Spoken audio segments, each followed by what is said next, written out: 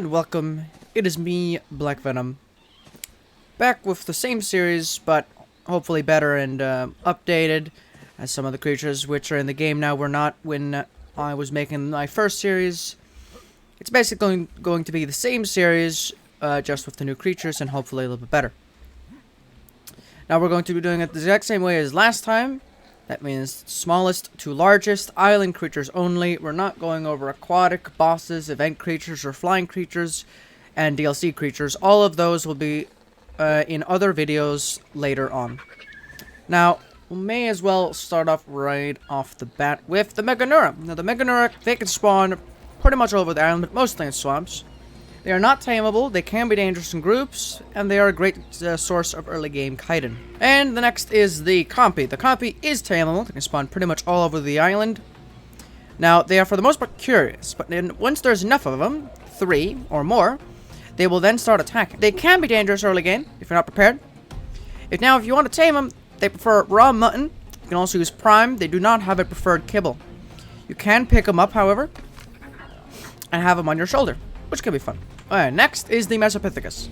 The Mesopithecus you've probably seen running around the island.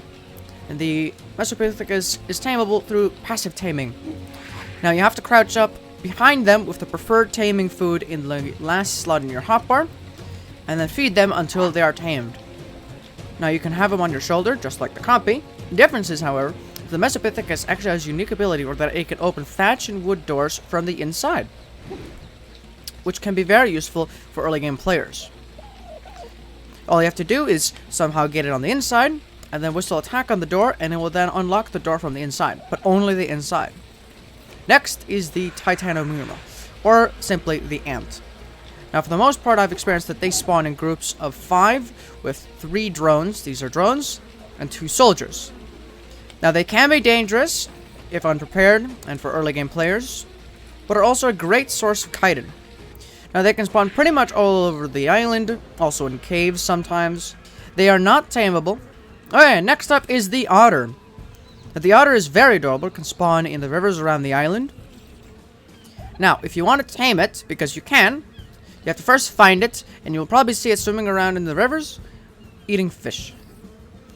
Now to tame it, you have to first catch/kill fish, and then drag the fish over to the otter, and then feed it. The bigger the fish, and the harder to kill the fish is, so that means you can use coelacanths, saber-tooth salmon, and piranhas. Saber-tooth salmon and piranhas are the best. Once the otter is tamed, it is a shoulder pet, and it has a few unique things.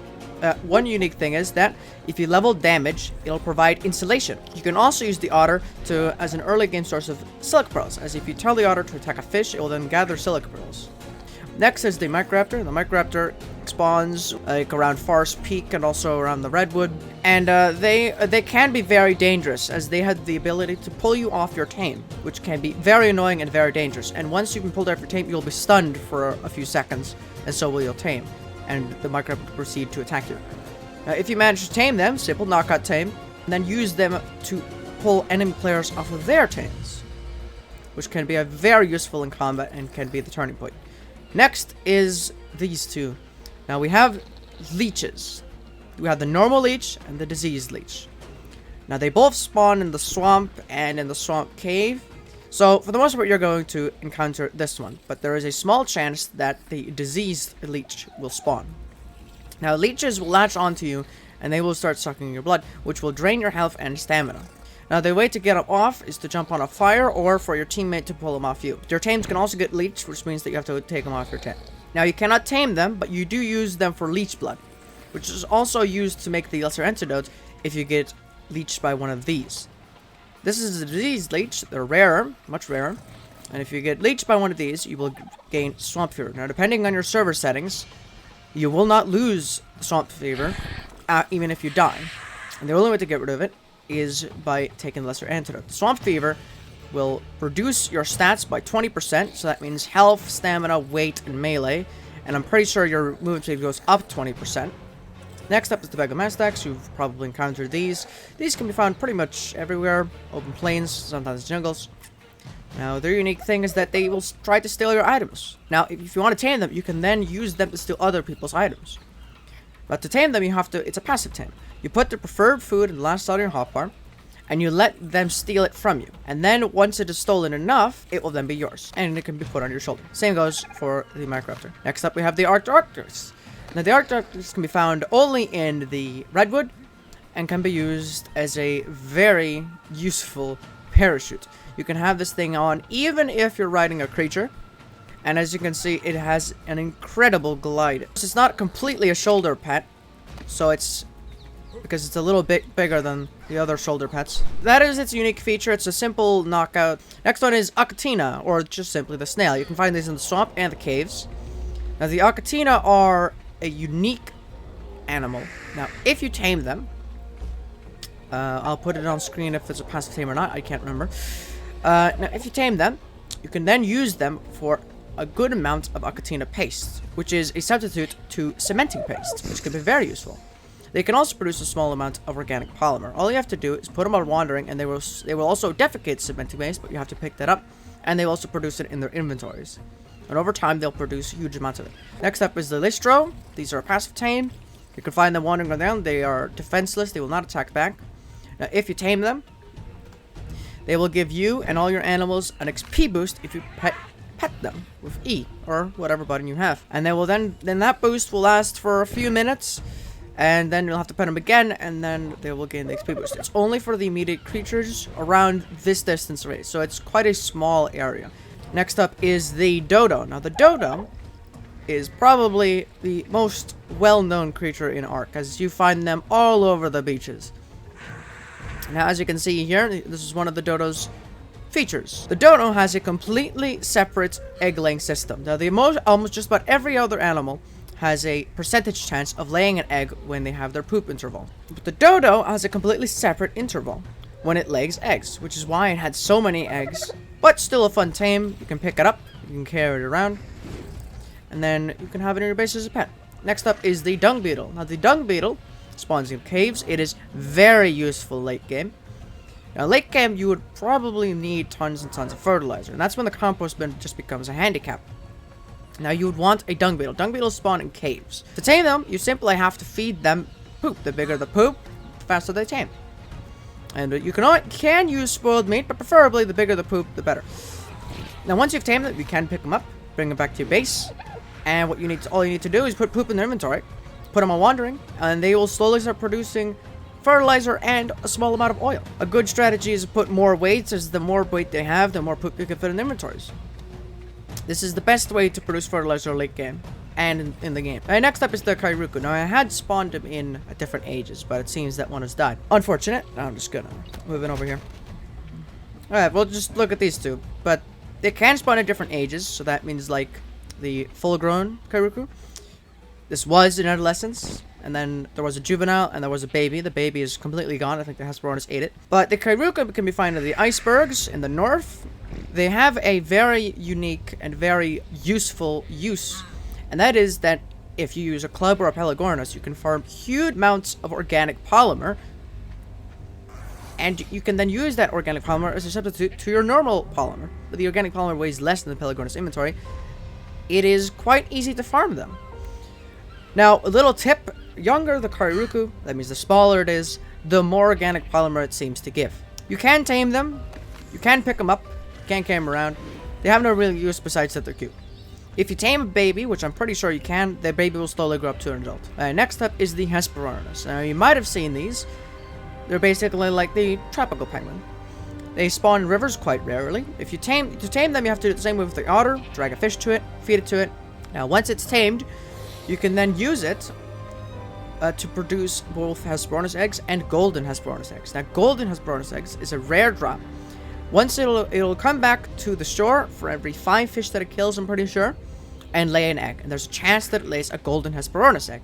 A golden Hesperornis egg is one of the eggs which are used for the extraordinary kibble. Extraordinary kibble is the highest quality kibble in the game. The only other creature on the island that produces extraordinary kibble eggs is the Utyrannus. So if you're early game, or if you're far away from the north and you have no ability to tame Utyrannus, but you need extraordinary kibble, this is your gun. Now, he does also produce a small amount of oil, and if you kill him and harvest him, you can get a small amount of organic polymer. Useful if you're early game and you have no way of getting polymer. Alright, next up is the Dillo. Now, we all know the Dillo. Dillo spawns all over the beaches next to the dodo. Now, the dillo is unique as it has the ability to spit poison that blinds you and slows you. Now, they can be useful. You can kill them for hide, but if you tame them, especially in groups, they can be very useful. And then you can use them as groups to attack things like parasaurs, for example, because their poison will slow the parasaur down long enough for you and your dillos to be able to kill the parasaur. So they are great early game tames for a player who needs hide and meat, but has no way of getting a raptor or anything bigger. Next up is the Troodon. The Troodon is very interesting, but very dangerous. Now the Troodon, first of all, has a very short aggro range in the day. But once it attacks, if it then hits you, it'll give you a paralysis poison, which only works on humans. You'll gain huge amounts of torpor. That means basically you're going to fall unconscious. Now, if you haven't killed the Troodon or its pack mates, as they usually spawn in groups of 3 or 2, then you're gonna probably die. Now, the Troodons are even more lethal at night. They get a boost. Now, it's not obvious what their boost is. They're easier to see at night as their eyes glow. Now, to tame them, it's quite interesting how to tame them. It's very unique. You have to feed it tames. Now, the best way to do this, without ruining the taming effectiveness, is by, well, giving it baby animals to kill. Once it's killed enough, and the bigger the animal, it will then be yours. And then you can use it for the exact same things that the wild ones are used for. In other words, destroying players. Next up is the Patchy, or Pachycephalosaurus. You've probably seen these. Now, these can be a little difficult to tame, even though they're quite small. And they are also a little difficult to kill, mostly because of their torpor damage, which they can deal with their head. Now, once you've tamed them, you can use it. There is a charge that you can use.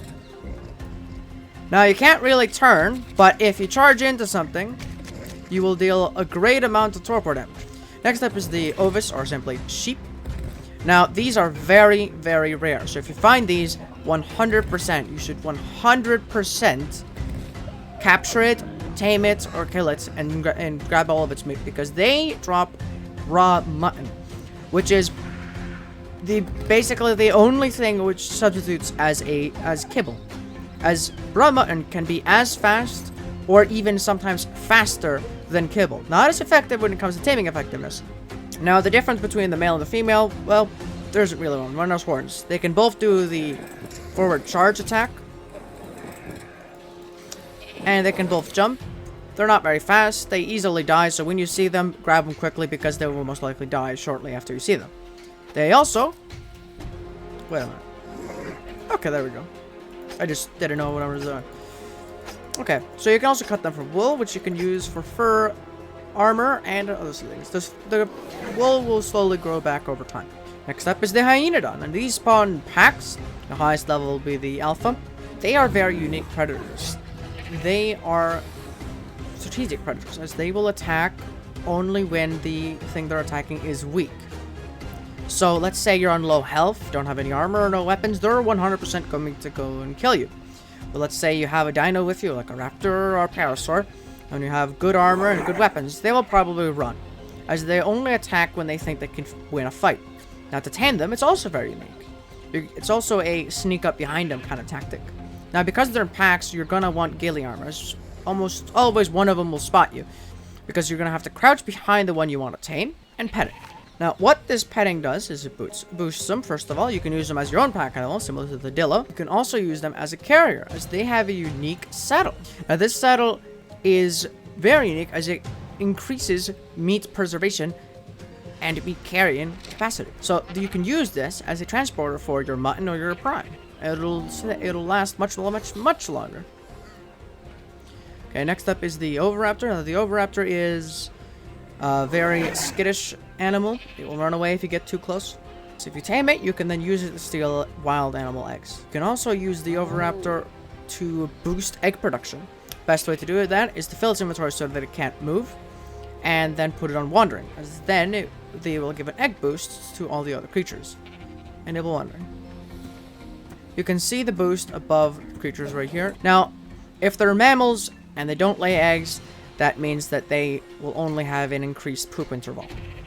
as it's connected to most animals. Next up is the moss chubs. Now the moss chubs will always try to run away if you attack them, and they are a little bit annoying to tame as they will always ask for one of these many things. So that means they can ask for organic polymer, they can ask for leech blood, rare mushrooms, rare flowers, rare prime fish meat, rare prime, and, well, sap, anything really. I think there's also more than just this, so you always have to, you can never know what they want.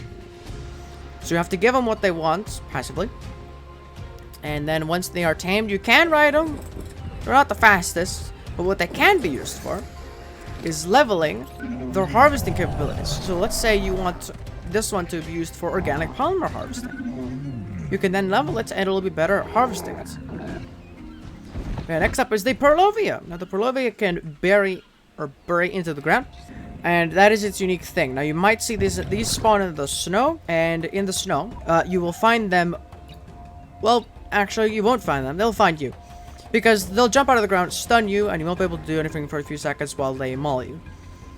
Now, if you actually manage to tame them, simple knockout tame, you can then bury them with your stuff. Now you see this little mound right here. People outside of your tribe do not see this. And you can also make it so that users' minds, as they can also launch out at your enemies if they're in your base, for example.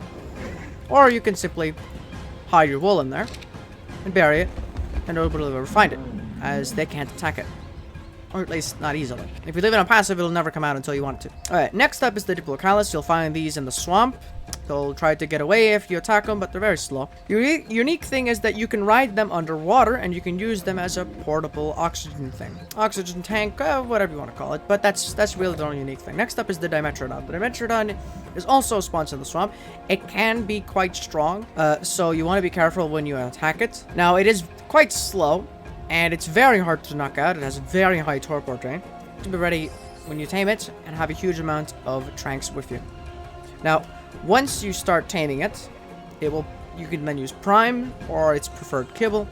And once you've tamed it, you can then use the same thing as with the otter, level up the damage stat, and that will increase its area of effect insulation. So that means that it will insulate and keep and regulate the temperature. You can even use this to incubate eggs if it has the stat high enough. Next up is the Aranio? I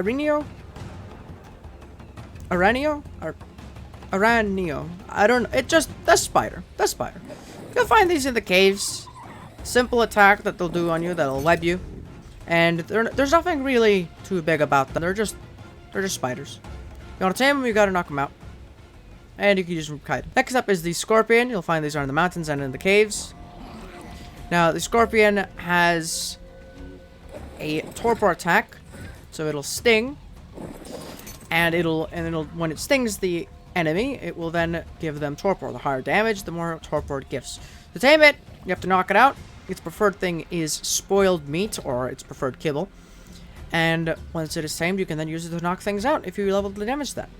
They are relatively fast, So if you level the speed stat, they can be quite speedy. Next up is the Castroid, or simply the beaver. Now, the beaver can spawn in the rivers, mostly. A few notable locations is Hidden Lake, the waterfall in Smuggler's Pass, that's the one next to Forest Peak, and north of the Redwood at the two corners of the river. So that means the east corner and the west corner. Now, they do build beaver dams when they're wild, not when they're tamed. They won't build them. So, a good strategy is to keep them alive. They'll then spawn beaver dams. Doesn't matter which level, and the beaver dams will contain a bunch of wood, a stack or two, maybe even 3 of cementing paste, maybe even some silica pearls, rare flowers, or rare mushrooms. Now, once you tame them, they are the best wood gatherer in the game by far.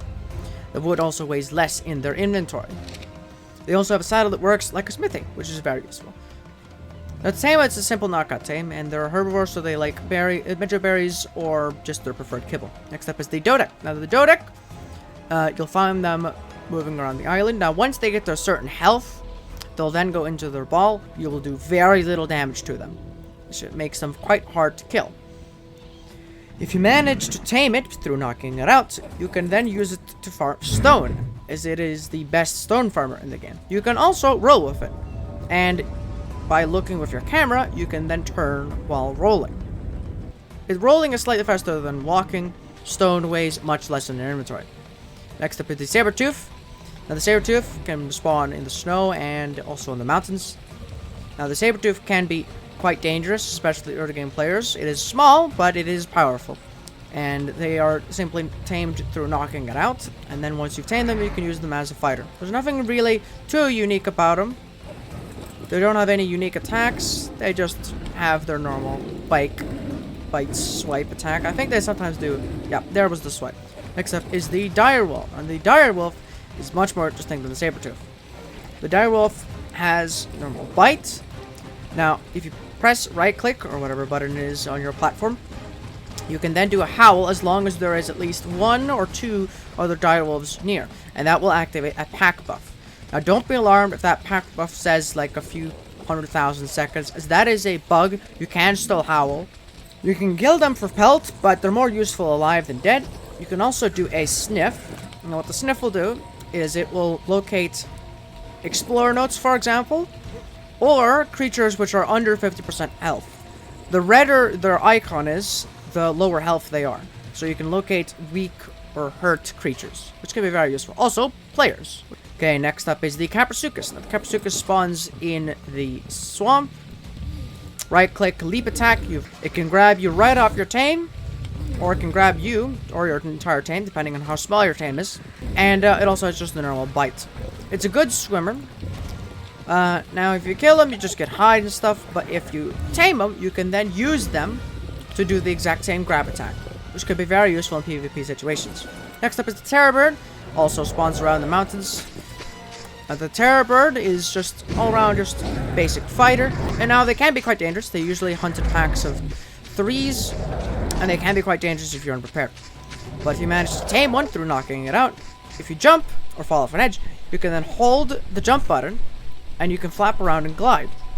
This will neglect fall damage as long as you keep holding the jump button and as long as it has stamina. So if you want to use the glide ability effectively, you'll have to level stamina. That is really its only unique thing. Next up is the very famous and very popular raptor. Just like the dillo and dodo, they're very, very well known. Now, the raptor can spawn pretty much anywhere, really. And it can be very dangerous to early game players, especially because of its pin down attack. By doing the right click or right trigger, whatever it is on your platform, you can do an attack which will pin down smaller animals. Sorry, Lystro, we gotta demonstrate the raptor's attack. And now I've pounced it, pinned it down, can't move, can't do anything, and I can shred it apart. Now, as long as you have stamina, you will be able to do the attack, because it does use quite a bit of stamina. They also have a pack buff, so if you get another one, you can then use a call, and that will boost the pack. So having them in groups is always useful. For the most of the small animals, their strength is in numbers. Next up is the non-tameable, but rare variant of the raptor. The Alpha Raptor. Now, these are not to be messed with. This is a level 150, or it was actually level 100, and most of them do have around this health, so like 18,000, 20,000 above, so they have a lot of health. The thing of alphas is that they always have a lot of health, and they do a lot of damage, and they are very fast. The Alpha Raptor is very fast. The Alpha Raptor will outrun most players if you haven't leveled your movement speed to an insane amount. It will outrun you, and it will kill you. But if you manage to kill the Alpha Raptor, you'll get a huge amount of XP, and you might also get some good drops from the Alpha Raptor. Now, that pretty much wraps up all these small creatures. Next video, I'll be moving on to the medium creatures, you can see right there. And then after that, the large creatures. It's many years late, but I finally did it, which is to redo this series, as there are a lot more new creatures since the last made that video. Those videos, and some of them have also gained TLC updates, like for example the raptor. Now, I hope you enjoyed the video. Please give any criticism about it in the comment section, as this was quite rough for me. I haven't made a video in years, and I'm trying my best here, but we'll see how the other ones go. So thank you for watching, and I'll see you next time.